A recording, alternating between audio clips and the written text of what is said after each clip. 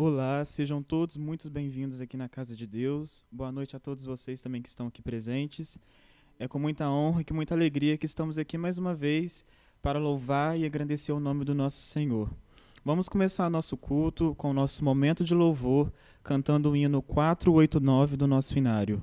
Grande alegria.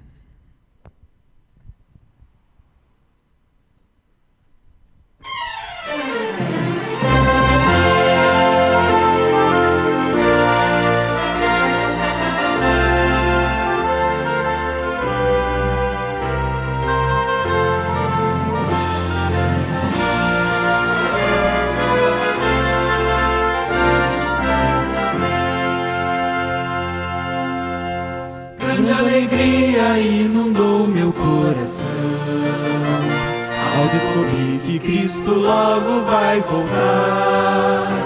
Grande alegria explodiu a emoção pelo que Cristo fez e faz pra me salvar.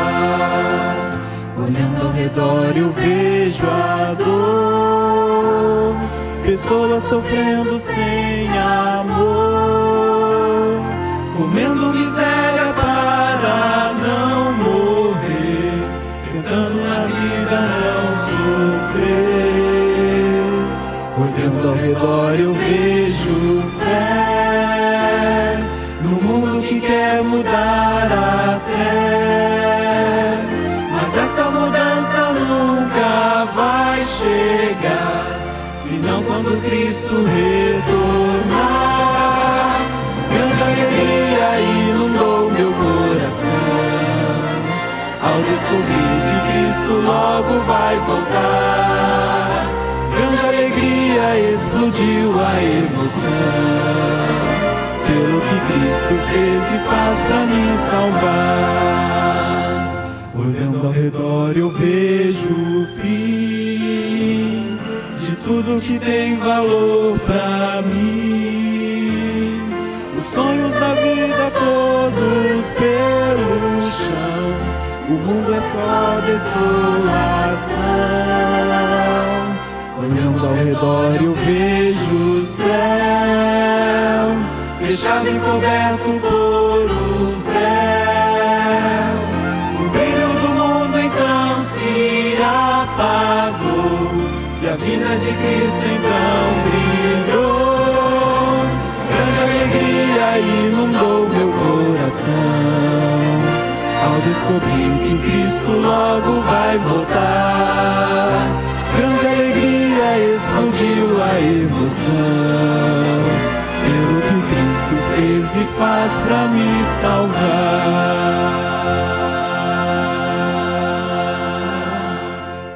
Amém, louvado seja Deus. Vamos continuar nosso momento de louvor cantando o hino 500.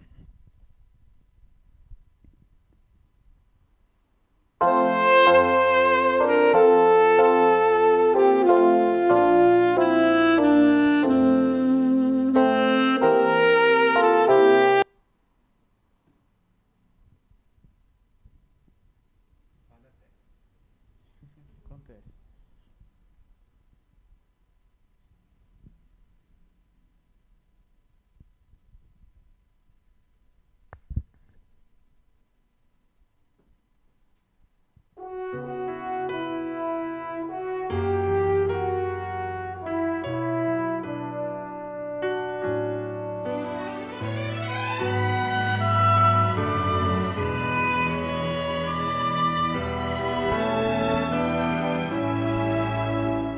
Você que se sente pequeno, dirija seus olhos a Deus. Não deixe que sombras o envolvam. Entregue sua vida a Deus. Deus sabe o que vai dentro da alma. Deus ouve suplicante. Deus vê sua angústia e o acalma. Deus faz de você um gigante. Deus sabe o que vai dentro da alma. Deus ouve a oração suplicante.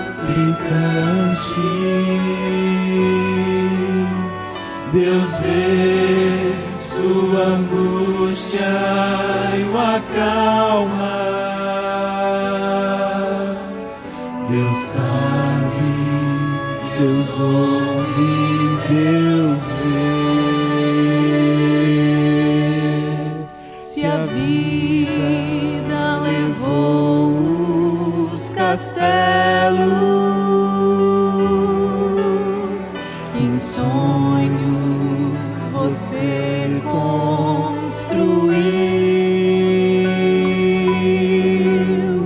não dê por vencido seus planos. Entregue seus planos a Deus. Deus sabe o que vai dentro da alma.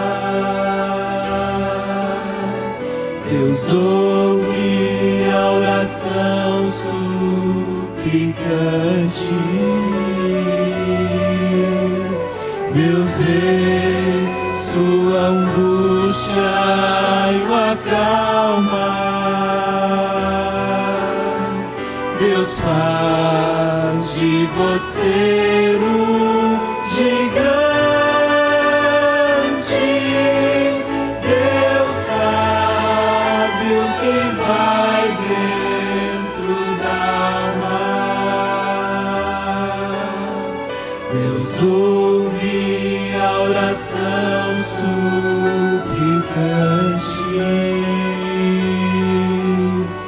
Deus vê sua angústia e o acalma. Deus sabe, Deus ouve, Deus vê.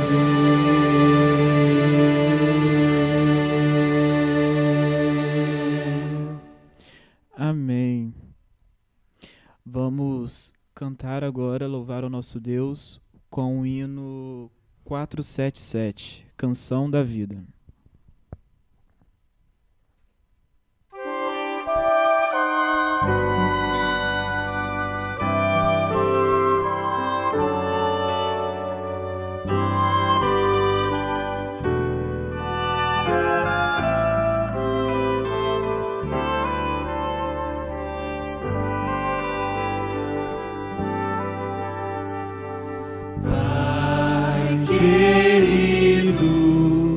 Obrigado pelos planos, grandes sonhos especiais pra mim. Tu me guias nos caminhos desta vida. Ao teu lado nada faltará. Eu te amo mais que tudo. Quando forte, quando fraco, ao meu lado estás. Agradeço, Pai querido, por ligar a nossa vida num só coração. Pai querido, obrigado pelos planos, grandes sonhos especiais pra mim. Tu me guias nos caminhos desta vida, ao teu lado nada faltará. Eu te amo mais que tudo, quando fraco tua força nunca falhará. Por tua graça, Pai, imploro transformar a minha vida em uma canção.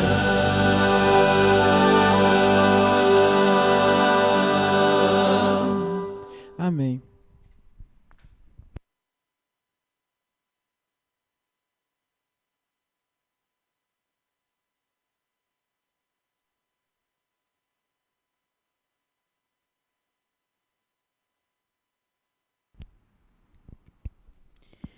Uma boa noite a todos que estão nos acompanhando. Bom, agora é aquele momento de nós entregarmos todas as nossas súplicas e os nossos agradecimentos a Deus.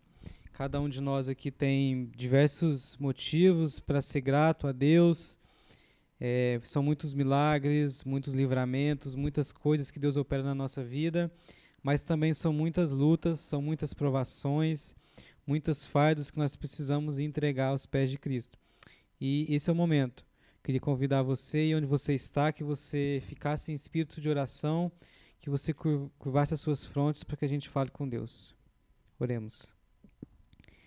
Excelentíssimo Pai que estás nos céus, primeiramente, meu Pai, nós somos gratos porque se nós estamos acompanhando hoje esse culto é unicamente pela Tua misericórdia e pela Tua graça. Te agradecemos pelo Teu sacrifício na cruz do Calvário, te agradecemos por demonstrar tamanho amor que nenhum ser humano é capaz de explicar e compreender. Te pedimos perdão pelos nossos pecados, pelas nossas falhas. Nós somos miseráveis, mas mesmo assim o Senhor ama cada um de nós de maneira especial. O Senhor opera vários milagres na nossa vida, são muitos milagres, coisas que às vezes a gente não faz nem ideia, mas o Senhor está ali em cada detalhe, meu Pai. Nós também temos algumas coisas, algumas dificuldades, algumas provações que a gente passa e que às vezes dificultam a nossa vida, mas o Senhor é um Deus amoroso, um Deus misericordioso e um Deus que prometeu que nunca nos abandonaria, especialmente nessas situações. Nós estamos aqui agora entregando todos esses fardos para Ti, porque nós não conseguimos mais carregar, meu Pai. Nós te pedimos que o Senhor faça a Tua vontade em cada uma das nossas vidas, que o Senhor faça o que for melhor para nós e que nós possamos ter fé e paciência para aguardar o Teu milagre. Te pedimos também que o Senhor esteja agora com o pregador, que vai passar a mensagem, que possa ser uma mensagem unicamente inspirada pelo Teu Santo Espírito. É isso que te pedimos e agradecemos por Jesus. Amém.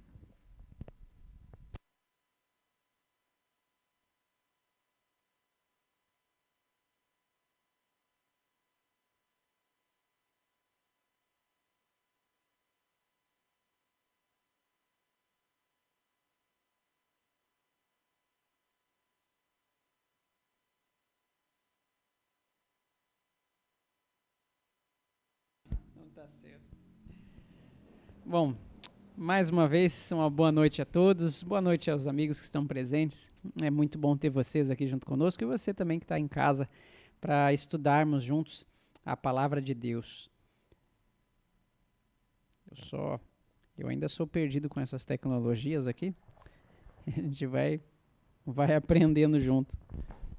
Bom, amigos, como a gente diz, é sempre um prazer estudarmos a palavra de Deus e aprendemos o que Ele tem para nós. Como a gente sempre sabe, a nossa vida tem aquela correria, nós estamos cansados, o dia de trabalho às vezes nos toma, às vezes nos desanima, mas nesse mundo teremos várias aflições, foi aquilo que o Mestre nos disse, mas Ele nos deu a certeza também para que tenhamos bom ânimo, porque tudo isso é passageiro e Ele venceu o mundo e Ele nos dá essa vitória através do seu sacrifício. Por isso, Mesmo com toda a dificuldade, mesmo com todo o desânimo, nesse momento eu sei que Deus tem um chamado no teu coração.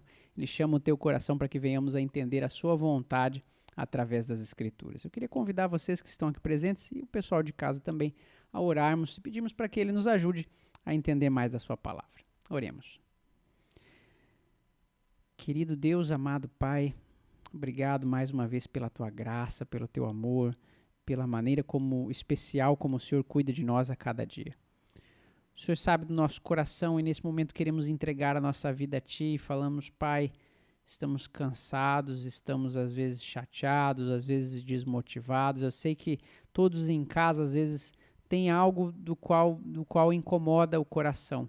Mas nesse momento, Pai, queremos entregar a vida a Ti e falar, Senhor, por favor, toma as nossas dificuldades em Tuas mãos e nos ajuda, Pai, a ter descanso em Ti e entender que o Senhor é aquele que tem algo muito melhor para todos nós. Possamos descansar nas Tuas promessas e nesse momento ter a atenção da nossa mente, Pai, à Tua palavra, para que venhamos a encontrar instruções que o Senhor nos dá para vivermos uma vida eterna ao Teu lado. Obrigado pelo Teu amor, continua conosco no estudo de hoje, e é o que te pedimos em nome de Jesus. Amém. Bom, tudo certo aí?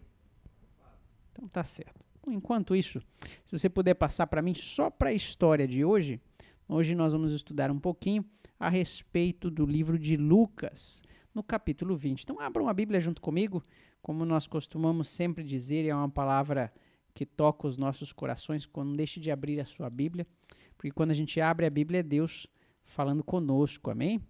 Deus, ele sempre fala conosco através da sua palavra, e a maneira que nós temos hoje de andar ao seu lado. Por isso, a melhor maneira de conhecer a vontade dele é abrir a Bíblia e não depender daquilo que você está escutando. É claro, se você não puder ler a Bíblia, que alguém esteja do seu lado lhe acompanhando, certo? E se não tiver, clame ao Espírito Santo para que você possa entender cada vez mais a vontade do Pai. Ok? Então nós vamos ler aqui Lucas capítulo 20, a partir do verso 9. Obrigado. Vamos ler juntos aqui. Em Lucas capítulo 20, no verso 9, fala a respeito de uma parábola, a parábola dos lavradores maus. E a parábola segue dizendo o seguinte, no verso 9. A seguir, então, passou Jesus a proferir ao povo uma parábola. Mais uma vez, Jesus, nas suas muitas histórias, quando a multidão o seguia, todos aqueles ficavam em silêncio, esperando o momento em que o mestre iria dizer algo que pudesse mudar as suas vidas. E mais uma vez aqui, Jesus, então, utiliza uma história fictícia, uma parábola, para explicar acerca da sua vontade e a vontade de seu pai. Diz assim, certo homem plantou uma vinha, arredou-a a lavradores e asentou-se do país por um prazo considerável. Ou seja, foi ali, ele comprou um local, certo? Chamou então os lavradores para cuidar da sua fazenda e se ausentou e foi para outro país, certo? Por um prazo considerável, ou seja, não foi de uma maneira rápida, foi delongado, algo que demorou, algo que realmente podemos considerar como um tempo difícil de simplesmente vai ali e volta, é um tempo considerável. Verso 10 dizendo o seguinte, no devido tempo, mandou então um servo aos lavradores, chamou um servo seu lá de onde ele estava e o enviou aos lavradores para que lhe dessem do fruto da vinha. Os lavradores, porém, depois de o espancarem, ou seja, espancaram este servo, o despacharam vazio, sem nenhum fruto daquilo da fazenda ou do campo ao qual pertencia este homem. 11. Em vista disso, enviou então outro servo para checar como é que estava o trabalho, mas eles também a este espancaram. E depois de o ultrajarem ainda, o despacharam vazio, mais uma vez sem levar nenhum fruto do campo. E ainda o Senhor mandou mais uma vez um terceiro servo, que também a este, depois de o ferirem, expulsaram. Então disse o dono da vinha, o que eu farei? Pois que eu comprei o campo, eu fiz a plantação da vinha, eu pedi para cuidarem da minha vinha, eu tento mandar alguém para saber como é que está o trabalho, mas não tenho respostas. Então eu vou enviar o meu filho amado, vou enviar o meu próprio filho, porque talvez assim o respeitem. Verso 14, vendo, porém, os lavradores arrazoavam entre si, dizendo, este é o herdeiro, matemo-lo, para que a herança venha a ser nossa. E lançando-o fora da vinha, o mataram. Que lhes fará, pois, o dono da vinha? Verso 16, virá e exterminará aqueles lavradores e passará a vinha a outros. Ao ouvirem isso, disseram, tal não aconteça. Mas Jesus, então, fitando-os, disse, que quer dizer, pois, o que está escrito? A pedra que os construtores rejeitaram, esta veio a ser a principal pedra angular? Todo o que cair sobre essa pedra ficará em pedaços, e o que sobre quem ela cair ficará reduzido a pó. É claro, a gente fica pensando assim, o que tem a ver essa história toda com Jesus ter conversado com os fariseus? Na verdade, toda essa história que Jesus contou é um resumo bem detalhado, na verdade, detalhado não, mas um resumo bem simples, certo? Acerca de toda a história da redenção. É a história do Deus Criador, que tem o seu campo, deixa o seu campo aqui em mãos dos homens, para que os homens pudessem fazer deste local um lugar maravilhoso, um lugar cheio de harmonia, um lugar de paz, um lugar de felicidade. Mas o homem, então, pensando que o dono, que seria Deus, estaria... e ele poderia seguir com as suas próprias regras, ele toma a criação para um outro rumo, fora da presença de Deus. E Deus várias vezes se ausentando, então teve que se ausentar da criação, várias vezes tentando se comunicar com seus filhos, tentando ter um relacionamento com seus filhos, para que ele pudesse então produzir os verdadeiros frutos do Espírito no ser humano, que é a paz, a longanimidade, a paciência, a questão do amor verdadeiro. Ele tentando fazer isso, vez após vez os seus mensageiros eram espancados ou eram mortos. E aí chega até o ponto onde Deus manda o seu próprio Filho, que foi Cristo Jesus, para que nos ajudasse a entender o seu propósito, qual é o fato, o verdadeiro valor da lei que ele nos deu, o objetivo com a palavra de Deus. Mas o povo naquele tempo, infelizmente, não ouviu aquilo que Deus tinha para trazer para eles. Nós vemos ali que na parábola dos lavradores maus, todos aqueles homens, os fariseus, assim como o homem durante todo o seu caminho, muitas vezes têm a falsa sensação de autoridade. Eu já sei tudo, eu já conheço, eu sei do que Deus está falando, e muitas vezes nós corremos esse risco. Pensamos que por ler a Bíblia talvez uma vez, ou ler alguns pedaços, somos donos da verdade, já entendemos tudo que Deus tem para nós. Às vezes dependemos de um conceito, dependemos de uma visão, que foi criada por causa da nossa tradição ou por causa de ideias de outros homens, não paramos para checar se de fato é assim na palavra de Deus.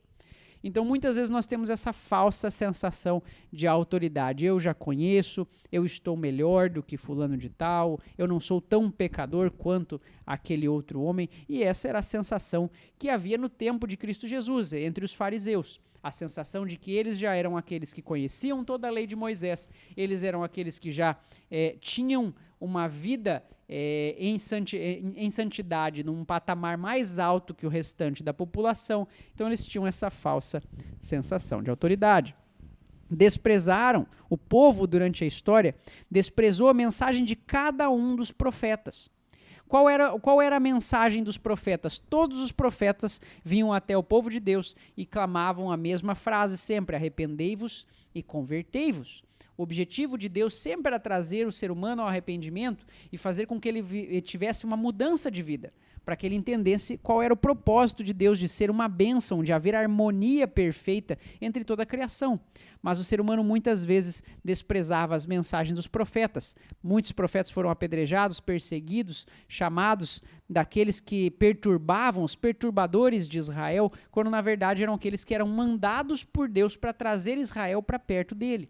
A ponto de que estes mesmos, representados agora pelo povo fariseu e todos os outros, os escribas, entre outros, foram os responsáveis, então, por matar a Cristo Jesus. No entanto, nós sabemos que o evangelho não é suficiente matar um mensageiro para que a mensagem seja destruída.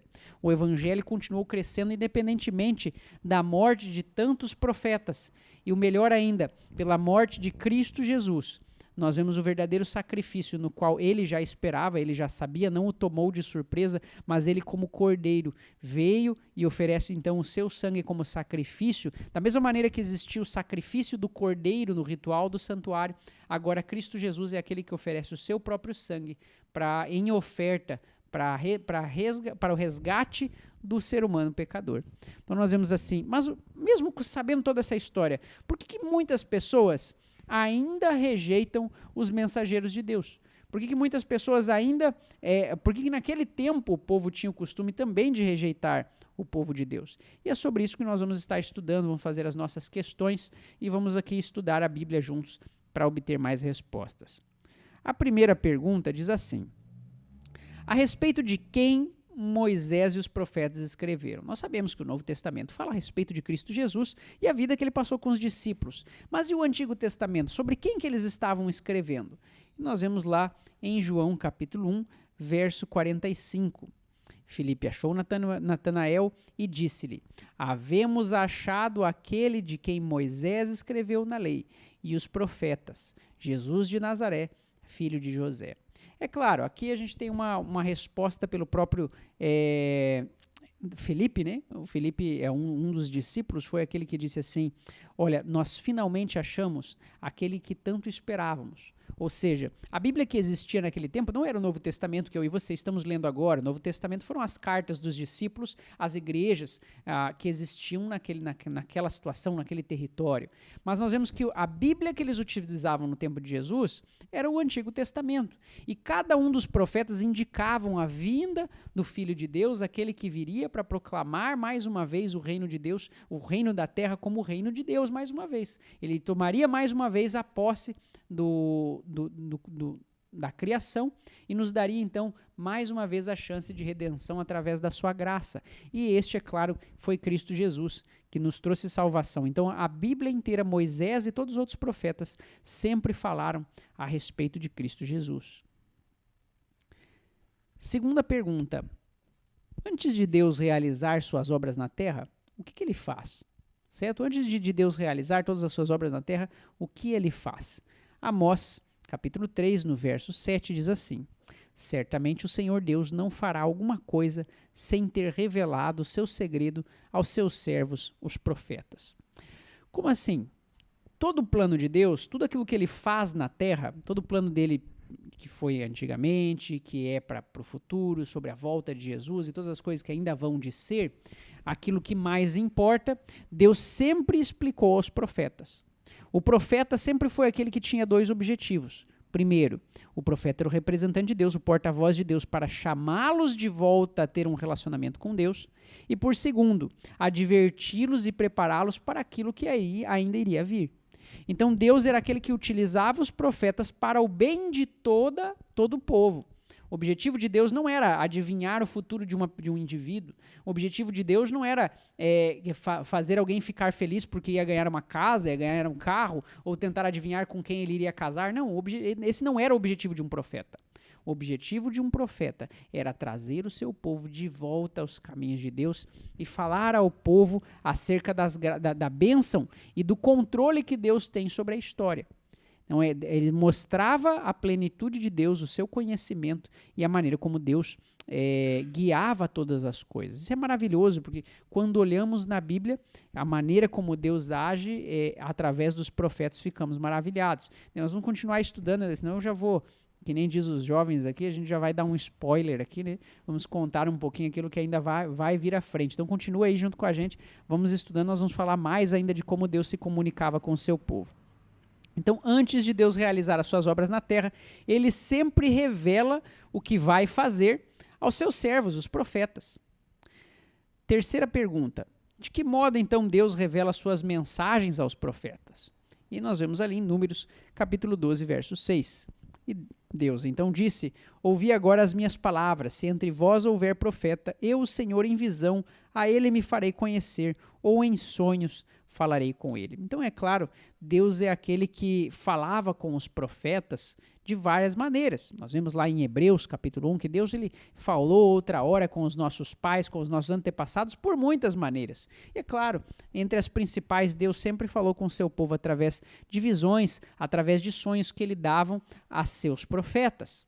Certo? Então os profetas eram aqueles que recebiam a guia de Deus através de sonhos e também de visões. Então quer dizer que eu posso sonhar a qualquer instante e meu sonho tem algum significado especial? Aguenta aí. Nós vamos chegar lá.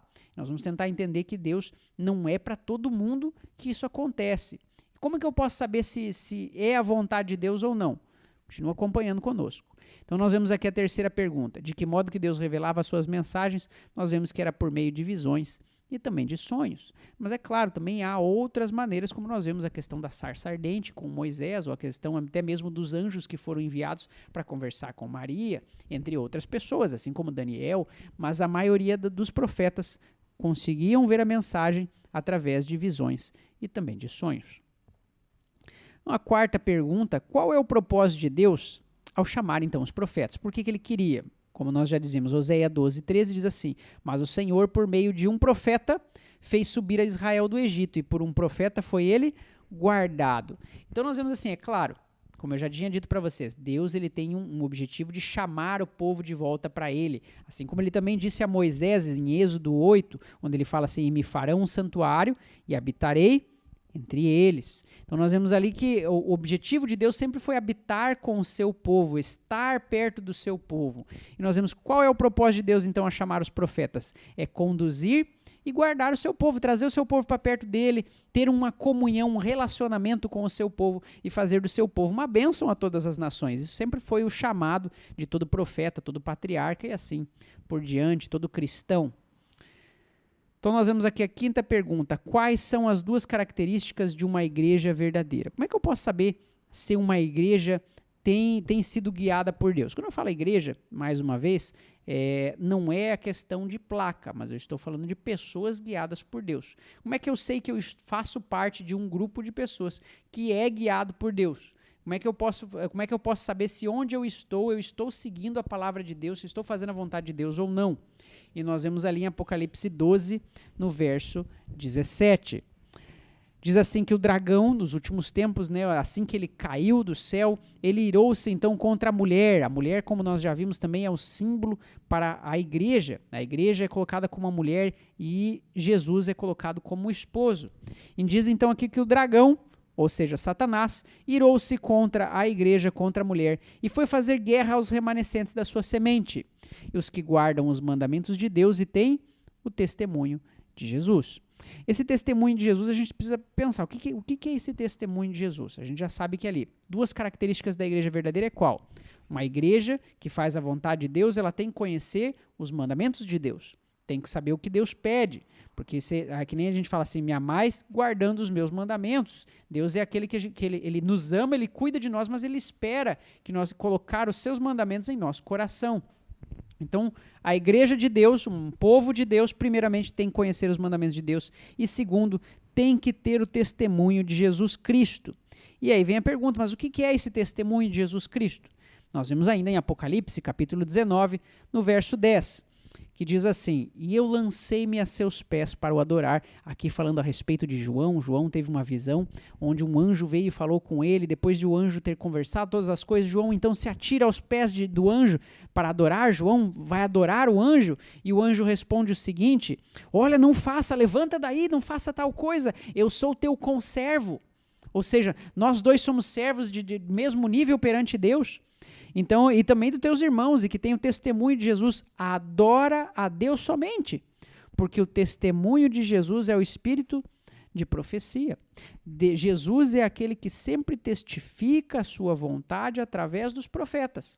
Ele é aquele que deixa claro a sua vontade para o seu povo através dos profetas. Um povo sem profecia se corrompe. Se eu quero saber o que Deus tem de vontade para a igreja, ou como que Deus guia uma igreja, eu preciso conhecer sobre profecias, porque senão eu corro o risco de ser guiado por outra coisa. Então uma igreja verdadeira, ela é o quê? Ela é uma igreja que primeiramente, ela conhece os mandamentos de Deus, e segundo, ela tem o testemunho de Cristo Jesus, ou seja, ela é guiada através das profecias. Ela conhece o tempo a qual as profecias se referem. Ela é direcionada pelos profetas de Deus. E assim por diante. Então nós vemos aqui, um dos dons espirituais é o dom de profecia. Nós vemos assim, nós vamos ler juntos agora Efésios capítulo 4 e tentar entender. Vamos ler juntos lá Efésios capítulo 4, do verso 8 ao 16. Efésios capítulo 4. Abra sua Bíblia junto comigo. Vamos ler lá juntos.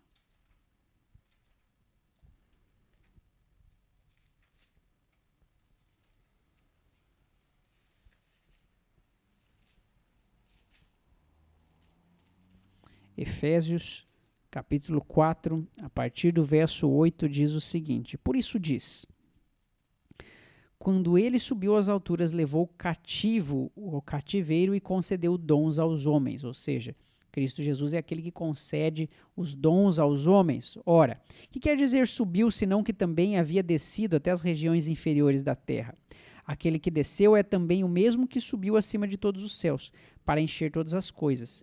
E ele mesmo concedeu uns para apóstolos, outros para profetas, outros para evangelistas, e outros para pastores e mestres, com vistas ao aperfeiçoamento dos santos para o desempenho do seu serviço, para a edificação também do corpo de Cristo, até que todos cheguemos à unidade da fé, do pleno conhecimento do Filho de Deus, à perfeita varonilidade, à medida de estatura da plenitude de Cristo, para que não mais sejamos como meninos, agitados de um lado para o outro e levados ao redor por todo vento de doutrina, pela artimanha dos homens ou pela astúcia com que induzem ao erro, mas, seguindo a verdade em amor, cresçamos em tudo aquele que é a cabeça, que é Cristo, de quem todo o corpo bem ajustado e consolidado pelo auxílio de toda a junta, segundo a justa cooperação de cada parte, efetua o seu próprio aumento para a edificação de si mesmo em amor. Espera aí, um monte de palavra difícil, não consegui entender, então eu vou repetir. Olha só, é mais ou menos assim. Cristo é aquele que desceu à sepultura e é aquele mesmo que teve poder para vencer sobre a morte. Ele é aquele que tem o dom da vida. E se ele tem o dom da vida, é ele quem concede a nós os dons, porque tudo pertence a ele. Então é ele que dá a cada homem o dom a qual ele deseja, através do Espírito Santo. O Espírito Santo é aquele que concede os dons para nós. Deus não chamou todo mundo para fazer a mesma coisa. Alguns ele chamou para apóstolos, outros ele chamou para profetas, alguns ele chamou para evangelistas, outros para pastores e mestres, ou seja, existem vários dons que Deus pode dar a mim e a você. E para que Deus nos dá os dons? O objetivo de Deus é nos aperfeiçoar, certo? Ele quer aperfeiçoar o grupo de santos, ou seja, a igreja. Ele quer aperfeiçoar a igreja para o desempenho do seu serviço.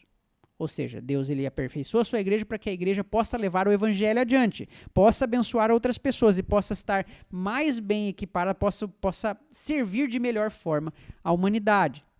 Então, para a edificação do corpo de Cristo, para que se cresça a igreja, certo? E eles possam chegar à perfeita varonilidade, ou seja, chegam a ser maduros. A igreja precisa ser madura. E de que maneira a igreja é madura? Quando não é como meninos, como crianças que são agitados por um vento de doutrina, ou seja, qualquer um vem e diz uma coisa no seu ouvido e você acredita num, aí depois vem outro e fala outra coisa e você acredita naquele, você fica mudando de opinião o tempo todo. E para que você não mude de opinião o tempo todo, precisamos ter uma igreja bem estruturada, na qual alguns são professores e nos ensinam acerca da palavra de Deus, outros são profetas e nos guiam de volta para a palavra de Deus, outros são aqueles que mostram a maneira como colocar em prática na sua vida e assim por diante. E tem aqueles que cuidam das nossas dificuldades, que são os pastores e assim por diante. Cada um tem o seu dom. E Deus é aquele que nos ajuda a entender cada vez mais para que a igreja cresça, para que em tudo sejamos semelhantes ao cabeça que é Cristo. O objetivo de tudo isso é para que sejamos semelhantes a Cristo e venhamos então a cooperar, ou seja, trabalhar junto com Deus para a edificação do corpo da igreja, para que chegamos então à compreensão do verdadeiro amor, que é a perfeição que Deus nos chama. Que ele pede para mim e você o desejo de crescer e cada vez mais andar segundo a palavra, andar segundo a vontade de Deus. Então aqui, um dos dons espirituais que nós lemos aqui é o dom de profecia. Aí vem algumas perguntas. O que ele concedeu aos homens? Vários dons. Quem escolhe os profetas? Sempre foi Deus. Para que é dado o dom de profecia, como a gente viu? O dom de profecia é dado para guiar o povo segundo a vontade de Deus. De que modo a verdade e o crescimento devem acontecer? Sempre baseados em Cristo Jesus, na sua revelação, naquilo que ele nos comanda. Então, tudo é feito sempre com ordem e decência. Nós continuamos, então, as nossas perguntas. O que Jesus disse que haveria nos últimos dias. E isso a gente tem que sempre prestar atenção. Se Deus falou nos últimos dias isso aqui, olha só, Mateus capítulo 24, verso 24. Se você não tiver a Bíblia, você pode ler junto comigo aqui na apresentação. Jesus, ele é aquele que fala primeiramente, antes de tudo, né? Capítulo 24, a partir do verso 4 lá, Jesus olha para os discípulos e fala assim, olha, cautelai-vos que ninguém vos engane. Tomem cuidado para que vocês não sejam enganados. Porque muitas pessoas vão aparecer, certo, em nome de Jesus, dizendo coisas acerca de Deus, dizendo que são cristãos, dizendo que são mensageiros, e vão enganar a muitos. Então Deus, ele também nos fala aqui no verso 24, porque surgirão falsos cristos e falsos profetas. Esses cristos, é claro, é que nem a gente fala, é um título a palavra Cristo, né? Todo mundo acha que vai aparecer falsos cristos, um monte de gente vestida de Jesus. Aí todo mundo fala, eu já conheço os falsos cristos, é Henri Cristo, não querendo, mas já falando, né? A gente vê, muitas pessoas pensam que reconhecem os falsos cristos simplesmente por ver pessoas vestidas de Cristo. Não tem nada a ver com isso. A palavra Cristo é um título, certo? Então, um título que significa Messias, que significa ungido, que significa mensageiro, e é da onde deriva também a palavra cristão. Então, muitos aqui, há no fim dos tempos muitas pessoas que se dizem mensageiras de Deus, que se dizem aqueles iluminados, que têm a resposta de Deus e que vão enganar a muitos. E aí, como é que eu posso saber se estão falando a verdade? Como é que eu posso saber se eu não vou ser enganado? É claro, a gente precisa lembrar de uma coisa. Satanás, ele é aquele que sempre tenta destruir os planos de Deus. Se Satanás disse que nos últimos dias ele traria muitos falsos profetas, por que será que ele traria muitos falsos profetas no tempo do fim? É porque, com certeza, Deus também teria os verdadeiros profetas. E como que eu posso, então, diferenciar um verdadeiro profeta de um antigo profeta? Apenas com a palavra de Deus. Nós devemos analisar aqui o perfil dos profetas do Antigo Testamento, aqueles que foram chamados por Deus, e assim nós conseguimos ter uma ideia de como identificar um profeta verdadeiro. Então nós vamos falar justamente sobre isso. Quais são as características de um profeta verdadeiro? Como é que eu posso saber que não, este homem é um homem guiado por Deus? Como é que eu posso saber, não, esse aqui é um homem que fala conforme a sua vontade, não conforme ele mesmo? Porque nós vemos até mesmo Balaão foi enganado. Então, como é que serviu de engano? Será que muitas vezes até um profeta que foi chamado por Deus também não pode vir e fazer alguma coisa errada? Então, eu preciso analisar o que a Bíblia me diz. E a Bíblia aqui tem alguns passos como testar se um profeta fala conforme a vontade de Deus. E a primeira que a gente vê ali é 1 João, capítulo 4. Vamos lá junto comigo. 1 João é a carta do apóstolo que está lá no final da Bíblia, próximo ao Apocalipse, no capítulo 4, verso 1 e 2. Se você não conseguir encontrar, aconselho você aí que dê um pause aí, depois você procura, e aí então você dá play aí pra gente assistir, pra gente falar junto. Não é só ouvir, é bom que você leia. Diz assim no verso 1 e 2, amados, não deis créditos a qualquer espírito. De quem que ele está falando espírito? A gente tem que pensar aqui. A Bíblia muitas vezes utiliza a palavra espírito para se referir a uma pessoa, não quer dizer uma alma. Certo? Então ele está dizendo assim, amados, não deis crédito a qualquer pessoa, não deis crédito a qualquer um. Antes, provai essas pessoas, provai os espíritos se procedem de Deus. Porque muitos falsos profetas têm saído pelo mundo afora. Certo? Muitas pessoas têm saído para falar coisas que não são de Deus. Nisto reconhecereis o Espírito de Deus. Todo espírito que confessa que Jesus Cristo veio em carne é de Deus. E todo espírito que não confessa Jesus não procede de Deus. Então, primeiro ponto que a gente vê de características, na Bíblia aqui fala várias coisas, né? A primeira é o quê? Nós temos que, se a pessoa acredita em Cristo Jesus, se ela acredita que Cristo Jesus foi enviado por Deus e é seu filho, certo? Ela acredita que Jesus é Deus, então nós acreditamos que Deus em carne, nós então entendemos que, esse é o primeiro passo, sabemos que esse passinho aqui está conforme a vontade de Deus. Mas basta só um pontinho para a gente dizer que esse é um verdadeiro profeta? Não, senão seria muito fácil para Satanás vir e dizer que acreditava em Jesus, porque até mesmo a Bíblia fala que até mesmo os demônios temem e creem em Cristo Jesus, mas eles não fazem a sua vontade. Então, nós vamos aqui ver que tem outros passos também que a Bíblia nos dá. Vamos ler juntos aqui Mateus capítulo 7, verso 15 e 16. Nós voltamos lá à nossa Bíblia, aos Evangelhos, e vemos em Mateus capítulo 7. Calma aí, não tira do vídeo, continua aí mais um pouco. Às vezes a gente pensa, não, isso depois eu assisto. Rapaz, não escuta o que Satanás está falando. Às vezes a gente precisa ter foco no estudo, a gente precisa entender o que Deus tem para nós. Então, se você tem desejo de estudar mais aprofundado, segura mais um pouco, a gente vai ter algumas respostas muito boas. Então, nós vemos aqui Mateus capítulo 7, verso 15 e 16, que diz assim, olha só. Acautelai-vos dos falsos profetas, que se vos apresentam disfarçados em ovelhas, ou seja, até parecem que são bondosos, mas por dentro são lobos roubadores. Pelos seus frutos os conhecereis. Colhem-se porventura uvas dos espinhos ou figos dos abrolhos? Então, primeiro a gente tem que lembrar, nós temos que olhar se a pessoa crê em Cristo Jesus. Mas se ela crê de verdade, ela tem que viver conforme a palavra de Deus. É claro que todo ser humano é pecador. Muitos dos profetas de Deus também eram pecadores, também cometiam erros, mas eram homens determinados a fazer, a cumprir a vontade de Deus, custasse o que fosse.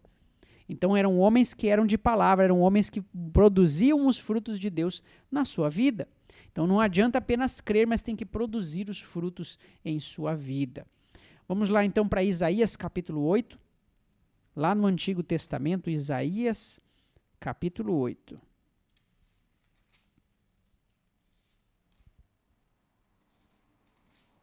Em Isaías capítulo 8, a partir do verso 19, diz o seguinte: E quando vos disserem, consultai os necromantes e os adivinhos que chileireiam e murmuram, acaso não consultará o povo de Deus ao seu Deus? A favor dos vivos se consultarão os mortos? A lei é o testemunho, se eles não falarem desta maneira, jamais verão a alva. Então vamos lá, tem dois pontos que eu posso tirar dessa passagem aqui. Primeiro, Deus nunca falou nada sobre consultar espíritos, consultar mortos ou adivinhos. Nunca foi trabalho de Deus adivinhar o futuro de certa pessoa. Então, nós vemos assim, um trabalho de um profeta não é adivinhar o que vai acontecer na sua vida, não é adivinhar com quem você vai casar, não é adivinhar quanto você vai receber no seu futuro emprego, e muitas vezes pode até acontecer de coincidência de ocorrer. Mas eu estou dizendo para você, não tem nada a ver com isso. Porque um profeta, tudo aquilo que ele diz tem que ser verdade, não é de vez em quando acerta, de vez em quando erra. E o segundo ponto aqui é que eles têm que falar de acordo com a lei e os profetas, certo? Eles têm que falar com a lei e o testemunho, que é o testemunho, como a gente tinha visto, o testemunho de Jesus é a profecia. Então, nós temos que ver que um profeta ele tem que falar de acordo com todas as outras profecias que Deus deu, e ele também tem que falar de acordo com a lei do Senhor. Como é que um profeta vai dizer algo contra o princípio da palavra de Deus? Como é que ele vai dizer algo contra aquilo que já havia sido ordenado? Deus não é um Deus de bagunça, ele não é um Deus de desordem. Então, um profeta ele tem que viver conforme a palavra de Deus, conforme a sua lei e conforme a mensagem deixada pelos profetas. E por último, nós lemos lá o livro de Deuteronômio, vamos lá no início. Deuteronômio capítulo 18, verso 21 e 22. Então aqui no capítulo 18, verso 21, diz o seguinte: Se disseres no teu coração, como conhecereis a palavra que o Senhor não falou? Às vezes a gente pensa isso no coração, pai, como é que eu vou saber que não foi o Senhor que disse? Verso 22, ele então diz: Sabe que quando esse profeta falar em nome do seu Senhor e a palavra dele não se cumprir, nem suceder como profetizou, essa é a palavra que o Senhor não disse. Como soberba falou tal profeta, não tenhas temor dele. Então nós vemos assim, nenhum profeta nunca falou algo em nome de Deus, o qual não ocorreu. A não ser, é claro, com as profecias condicionais. Muitas vezes Deus foi lá e chamou Jonas, o seu profeta, e falou: Jonas, vai lá para Nínive e fale para eles que se eles não se converterem, eles serão destruídos. Então ele foi lá, proclamou lá para o pessoal lá, e o pessoal se converteu e eles foram então livres naquele momento ali da destruição. Então a gente vê assim, não quer dizer que a profecia condicional se aplica a essa situação. Mas se alguém disser, ó, Deus disse que vai acontecer tal coisa, e isso não acontecer, é porque esse é um profeta que não é de Deus, fuja dele. Então nós vemos que um profeta ele não é alguém que de vez em quando dá certo e que de vez em quando não dá. Ele não é como previsão do tempo, ele é algo absoluto, ele é reto, ele não falha, porque é Deus quem está guiando ele. Então tudo aquilo que ele diz se cumpre na vida. Então essa é a característica de um verdadeiro profeta. Então, nós passamos aqui para a próxima. Deus também chamou mulheres para serem profetisas. As pessoas pensam, só foram homens que foram chamados? Não, de maneira nenhuma. Muitas vezes Deus chamou não somente profetisas, mas também juízas, mulheres que lideraram o povo de Deus por um bom tempo. Então nós vemos ali em Juízes capítulo 4, no verso 4, alguns exemplos. Vamos para o livro de Juízes, capítulo 4, verso 4. Diz o seguinte, aqui Débora, profetisa, mulher de Lapidote, julgava Israel naquele tempo. Então, naquele tempo, no tempo ali de Baraque e os outros ali, Débora é aquela que livra o povo, julgava o povo como profetisa naquele tempo. Nós continuamos também em Lucas, capítulo 2, verso 36. Isso não é só no Antigo Testamento, também era no Novo Testamento. Vamos lá para Lucas, capítulo 2.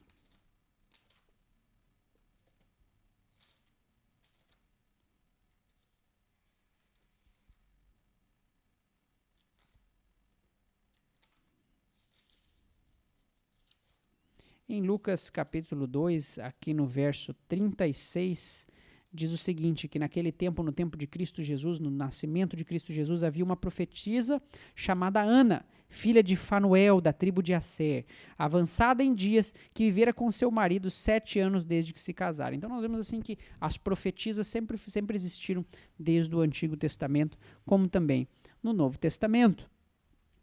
Qual é o segredo para nossa segurança e prosperidade? Nós vemos então lá em 2 Crônicas 20:20, que diz que pela manhã cedo se levantaram e saíram ao deserto de Tecoa. E ao saíram, Josafá pôs-se em pé e disse, ouvi-me, ó Judá, e vós, moradores de Jerusalém, crede no Senhor vosso Deus e estareis seguros. Credes nos seus profetas e prosperarei. Então, quando a gente crê na palavra de Deus e cremos nos seus profetas, nós temos uma vida próspera, uma vida segundo a vontade de Deus. E quando eu falo próspero, amigo, eu não estou te prometendo riqueza, não estou dizendo que você aqui não é propaganda, brincadeira, né? Mas aqui não é propaganda de Pirrinodê ou de alguma coisa que você vai ficar rico, você vai ganhar alguma coisa, vai entrar numa pirâmide e vai ganhar mais dinheiro. Igreja nunca foi isso. Igreja nunca foi um lugar que você vem e dá R$100 e você vai receber 200. Não tem nada a ver com isso. Não foi o que Jesus prometeu. Quando Deus fala de uma vida próspera, uma vida segura, uma vida certa do galardão da eternidade. Porque se eu acreditar que simplesmente, eu vou entrar dentro da igreja, eu vou servir a Deus e vou ser rico, o que dizer então dos profetas? O que dizer então daqueles que foram os discípulos de Cristo Jesus, que foram apunhalados, foram perseguidos, foram apedrejados, foram crucificados e no mundo tiveram muitas aflições, mas eles tinham uma certeza de algo muito maior, uma prosperidade que o mundo não pode oferecer. Eles tinham absoluta certeza do galardão eterno. Eles tinham absoluta certeza de que tudo isso era passageiro e que havia uma promessa maior, de que moraríamos junto ao Senhor nas alturas. E esse é o convite, essa é a prosperidade que Deus tem para te oferecer, é a paz que o mundo não pode te dar. É a paz de saber que mesmo com todos esses problemas que nós temos aqui não é o meu objetivo, aqui não é o meu lugar. Nós ainda voltaremos para a casa do nosso Pai. Esse é o objetivo de vida que eu tenho e eu espero que também seja o desejo do teu coração. Nós vemos aí que a verdadeira segurança é quando cremos em Deus e também nos seus profetas. E te chamo então a fazer um compromisso de fé. Eu creio que Deus enviou os profetas ao longo dos tempos para revelar a sua vontade, portanto, aceito a revelação de Jesus mediante os profetas verdadeiros como vinda de Deus. Se você aceita que aquilo que os profetas deixaram eram instruções de Deus, então fala para o Senhor, fala, Pai, eu quero aceitar isso na minha vida, eu quero mudar, eu quero observar aquilo que os profetas têm dito para que eu possa entender a tua vontade para o meu caminho de vida. Diz assim também aqui como estudo adicional, fica a curiosidade para vocês, como todos vocês sabem, aqueles que são visitantes, aqueles que estão acompanhando, nós como igreja adventista aceitamos a manifestação do dom de profecia na vida de Ellen White. Ellen White foi uma mulher simples, que tinha até mais ou menos a sua 2ª ou 3ª série, e nós acreditamos que Deus iluminou ela de tamanha forma para que ela fosse hábil para escrever acerca de todas as coisas, todas as áreas da vida. Mas eu quero fazer algo para você. Eu não estou dizendo para você acreditar em algo cegamente. Eu mesmo não crie em Ellen White de forma cega. Mas assim como a Bíblia aconselha o quê? Que sejamos como os bereanos e devemos ser assim mesmo. Então eu analisei aquilo que ela havia escrito e busquei comparar conforme a Bíblia e frequentemente faço isso. E tenho me impressionado cada vez mais com a maneira como Deus sempre dirigiu os seus profetas. Creio sim que Deus em suas profecias, claro, nós vamos ter que estudar o livro de Daniel e eu te convoco, se você quer estudar mais acerca de Daniel e entender do que eu estou falando, vai lá, procura aí na internet Bíblia Fácil, vai encontrar aí os estudos bíblicos do nosso mestre aí junto, pastor Arilton Oliveira, ele vai falar um pouquinho sobre Daniel e Apocalipse e você vai entender isso que a gente acredita. Nós acreditamos que nas profecias Deus já falava a respeito de uma mensageira no fim dos tempos, já falava a respeito de um povo que iria falar acerca da sua lei, que iria também guiar o povo a respeito dos últimos eventos que existiriam na Terra. E realmente Ellen White tem escrito muito a respeito da palavra de Deus, e eu mesmo te falo para você, se tiver alguma coisa nos livros dela que não for conforme a palavra de Deus, para nós como adventistas, ela só é mais uma mulher. Eu quero que muitas pessoas pensam que nós tratamos Ellen White como se ela fosse alguma divindade ou alguém respeitado. Claro, nós respeitamos como respeitaríamos qualquer outro. Mas Ellen White não tem nada de especial, ela só recebeu um dom dos tantos que Deus tem. Então, aquilo que foi dado para ela para escrever, nós entendemos que sim, foi vontade de Cristo Jesus e nos ajudam a andar conforme a palavra de Deus. E tudo aquilo que ela nos diz, nós encontramos respaldo na palavra de Deus. Eu te convido, então, a estudar, certo? Buscar cada vez mais acerca da vida de Ellen White e entender quem foi ela, o padrão de vida. Ela teve uma vida semelhante a muitos dos heróis da fé, como John Wycliffe e até mesmo Lutero, entre tantos outros que batalharam pela fé, deram a vida praticamente para que a pregação do evangelho chegasse a todo mundo. E ela não foi diferente. Então nós não enxergamos ela como alguém especial, alguém que é mais santo do que todos os outros. Ela foi pecadora e cheia de problemas, assim como eu e você. Mas ela lutou para que ela buscasse uma vida semelhante à de Cristo. E Deus usou a sua mão para escrever acerca de tantas áreas na nossa vida e que pudéssemos andar segundo a palavra de Deus. E aí nós deixamos aqui mais uma vez a ideia de comunhão e relacionamento. Nós estávamos lendo um estudo. Eu continuo estimulando você a continuar lendo o livro Crescendo em Cristo. Você pode, se você ainda não tem, vai lá em crescendoemcristo.org. E nós estamos na 6ª semana, estudando aí toda essa semana. E eu continuo pedindo para vocês que vocês tenham a missão de orar com os amigos. Falar, olha, eu estou estudando, não sei se você é a primeira vez que está tendo um contato com aquilo que nós cremos como adventistas, mas mais uma vez eu falo, não deixe qualquer vento de doutrina levar você embora. Não quero nem que você acredite simplesmente porque eu estou te falando e nem falando para você acreditar em qualquer um que fala que a igreja adventista não é de Deus. Olhe por você mesmo. Abra a Bíblia. Busque os livros de Ellen White, leia por si mesmo, como você pode falar algo que você nunca leu. E eu tenho certeza que Deus vai guiar você. Abra a Bíblia, olhe, analise tudo aquilo que é conforme a palavra de Deus. E se não houver algo que agrade a Deus, livre-se, vá embora e continue nos caminhos do Senhor. Então eu faço esse convite para você de irmão de verdade. E mais uma vez, o convite também continue estudando acerca de profecias. E você terá grande surpresa. Eu tenho certeza que Deus vai te guiar tremendamente nos seus caminhos. Que Deus continue abençoando, continue lhe dando mais bênçãos através dos estudos da Bíblia. E como eu disse aqui, é só o início da jornada. O estudo da Bíblia não se termina em simplesmente uma semana. Imagina só, o grande mestre que foi Cristo Jesus ensinou os discípulos durante 3 anos e meio, diariamente. E mesmo assim, depois de morrer, os próprios discípulos ainda não entenderam a sua missão. Então, quem somos nós para acharmos que apenas lendo a Bíblia 1 ou 2 vezes vamos entender os segredos que Deus deixou para nós? Então, leia a palavra de Deus. Persevere, faça como os bereanos faziam, busque, veja se é assim mesmo e só aceite aquilo que está escrito conforme Deus assim o disse. Assim disse o Senhor e não conforme alguém me disse. Esse é o convite e desafio que eu deixo para você. E por isso, nesse momento, eu queria convidar todos nós a fazermos uma oração para entregarmos a nossa vida a Deus. Que não sejamos dirigidos por homens, mas sim segundo a sua vontade. E é isso que se você tem esse desejo, assim como eu, de pedir, entregar a sua vida a Deus e deixar que Ele te guie, então eu clamo mais uma vez para que venhamos a fechar nossos olhos e conversemos com nosso Pai. Oremos.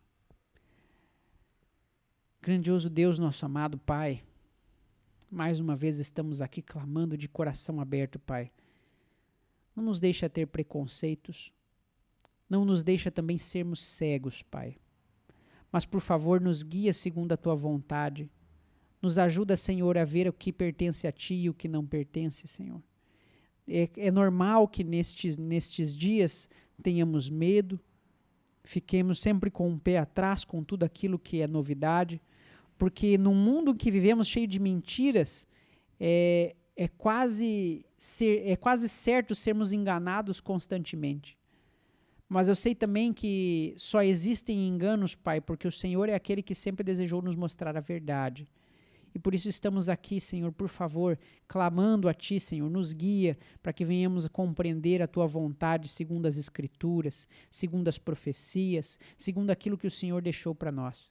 Que possamos, como povo verdadeiro, buscar fazer a vontade de Cristo e viver conforme a Sua imagem e semelhança, Pai. Que venhamos a desejar a restauração da harmonia no universo. E nós clamamos, Pai, não conseguimos fazer nada se não for pela graça do Espírito Santo. Envie o Espírito Santo até nós, Pai, e nos guie para entendermos cada vez mais acerca da Tua palavra. Abençoe as pessoas que estão em casa, esses que estão presentes também, para que todos nós venhamos não a ouvir o que alguém diz, simplesmente acreditar de maneira cega, mas que tudo seja conforme o assim diz o Senhor, conforme a Tua palavra. E é isso que nós te pedimos, em nome de Cristo Jesus. Amém. Amigo, é um prazer estar aqui com você, de verdade, estudar a Bíblia cada vez mais. Eu peço a você, continue estudando. Que Deus lhe abençoe e eu aguardo você, então, na próxima quarta-feira.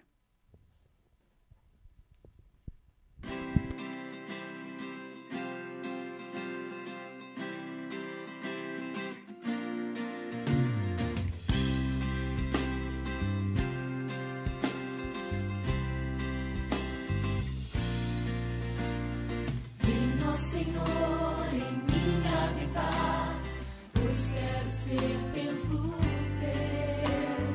Quando eu sair deste lugar, que Jesus permaneça em mim. Permaneça em mim. Permaneça.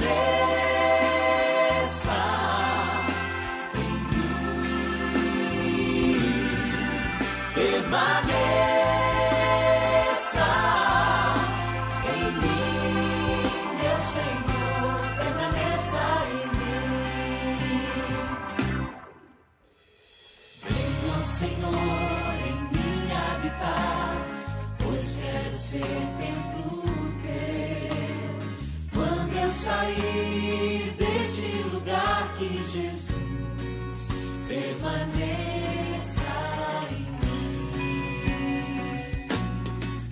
Permaneça